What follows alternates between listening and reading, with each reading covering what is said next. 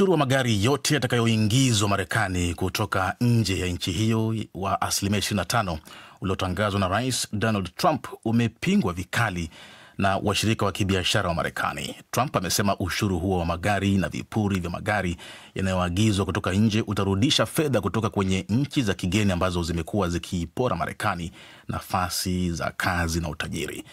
Zainab Aziz amefuatilia swala hilo na ametuandalia ripoti ifuatayo.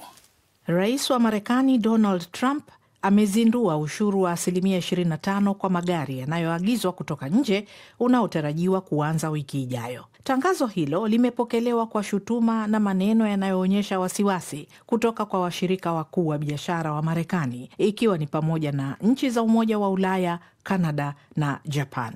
China kwa upande wake imetahadharisha kwamba hakutakuwa na mshindi katika vita vya kibiashara. Msemaji wa Wizara ya Mambo ya Nje ya China, Guo Jiakun, anaeleza,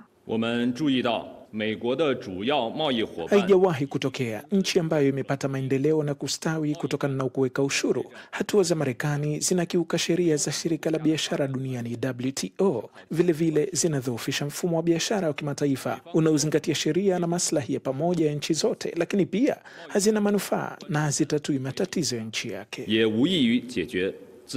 Ushuru huo wa asilimia 25 utaanza kutumika Aprili 2 na utayahusu magari yote ambayo hayajatengenezwa Marekani. Chini ya mpango huo, hata watengenezaji wa magari wa Marekani ambao modeli za magari yao zinatengenezwa nje pia watatozwa ushuru huo. Chama cha Ujerumani cha sekta ya magari VDE kimesema ushuru huo utakuwa mzigo mkubwa kwa makampuni ya kimataifa na minyororo ya ugavi. Rais wa VDE Hildegard Müller amesema ushuru huo mpya wa Trump utaathiri ukuaji na ustawi kwa pande zote. Ametoa wito yafanyike mazungumzo ya haraka kati ya Marekani na Umoja wa Ulaya ili kufikia makubaliano ya pande mbili ambayo pia yanaweza kujumuisha maeneo mengine. Waziri Mkuu wa Canada Mark Carney amemshutumu kwa hasira Rais wa Marekani Donald Trump, akimwambia kwamba anataka kuuangusha uchumi wa Canada ili apate kuitwaa nchi hiyo. Kwa upande wake, waziri kiongozi wa baraza la mawaziri nchini Japan,